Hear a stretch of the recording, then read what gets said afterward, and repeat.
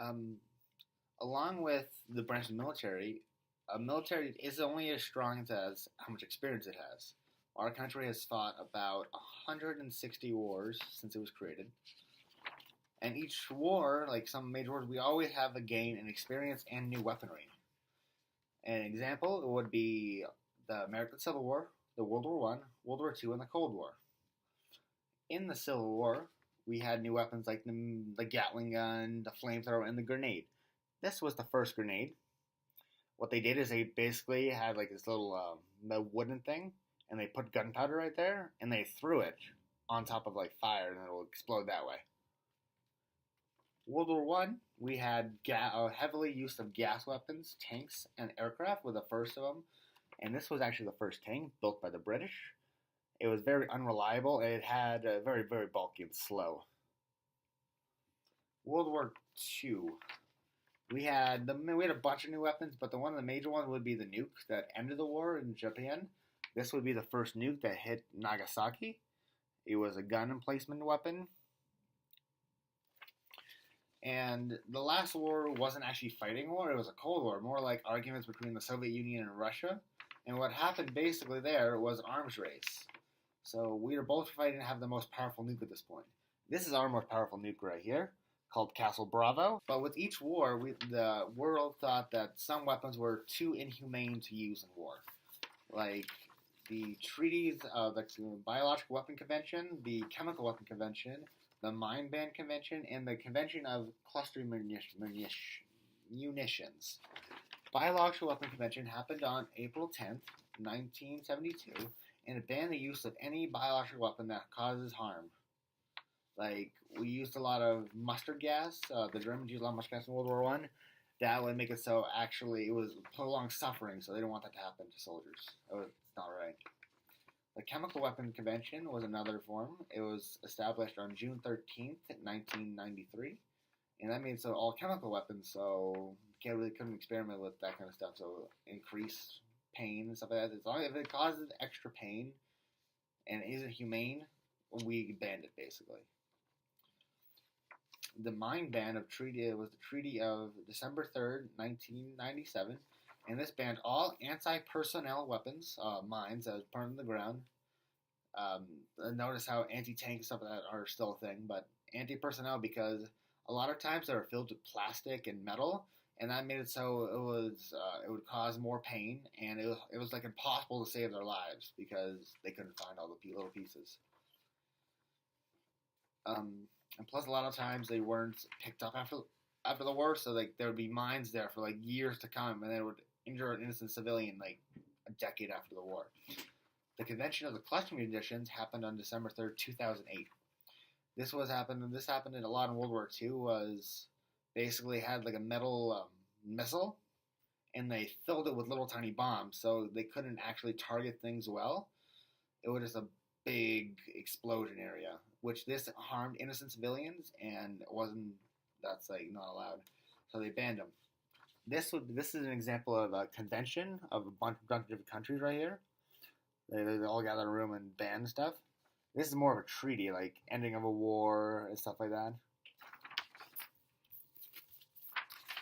Our money. Our military, U.S. military budget has gone up and down all the time throughout the years. Like in 1988, we use $426 billion a year on our military. Oops, that's upside down. In 1988, we used $296,000 billion. It went down over almost $150,000. In 2008, it was back up to $496,000 billion. And in 2018, it was $765 billion. Like, this is when we first started the military, right down here. Look at how small, and then we spiked because of World War One. And then this is World War II, spiked all the way up here. And then went down to like a peacetime sort of thing, and then like the War of Terror keep going up and up. And now right now, this is 2018 right here. And we're basically at the same level that we're fighting in World War II, spending in World War II.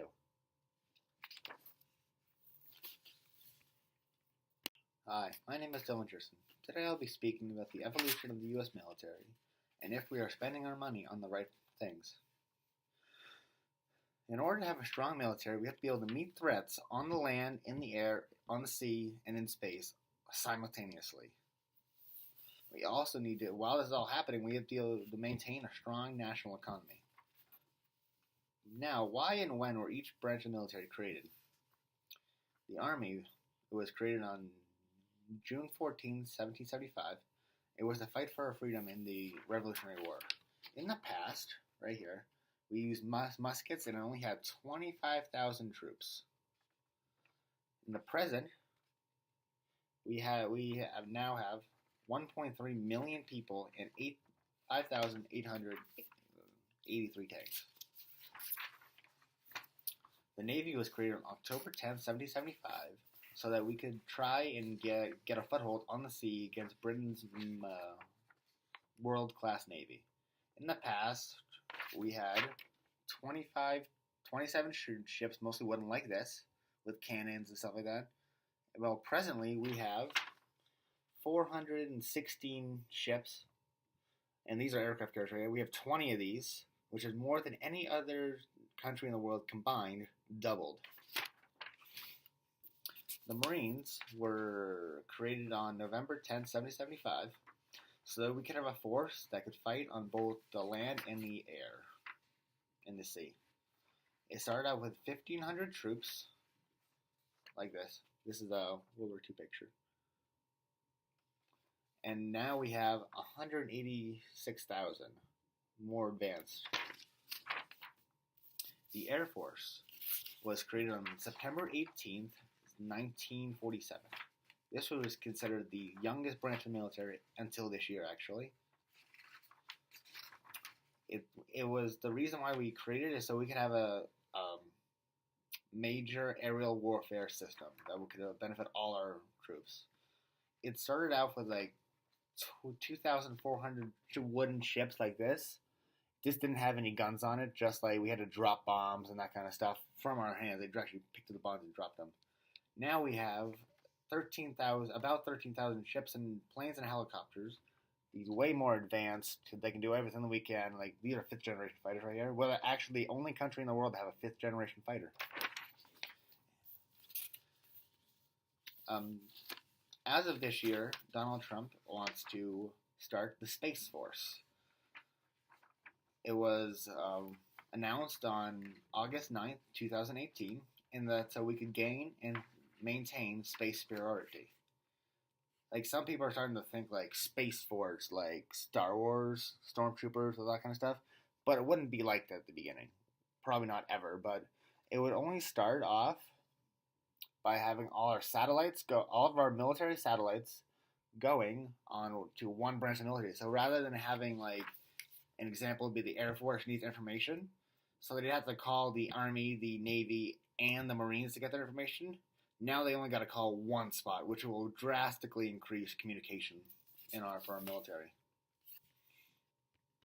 But with all this experience in branch of the military, are we making the current choices that will better our military? What are the current projects we're buying? We are currently buying hypersonic drones, railguns, Columbia-class submarines, and supercarriers. Hypersonic drones are basically ones that can break the sound barrier without a human pilot. The railgun is an electromagnetic gun that uses no gunpowder, so it'd be safe on ships. You'd mostly use a missile defense. Columbia-class would be a nuclear-powered submarine that once it goes under, it doesn't have to come over for an entire lifetime. Usually its lifetime would be 50 years, so it won't have to come up to refuel at all. And the superclass carrier is just basically a giant airfield in the middle of the ocean.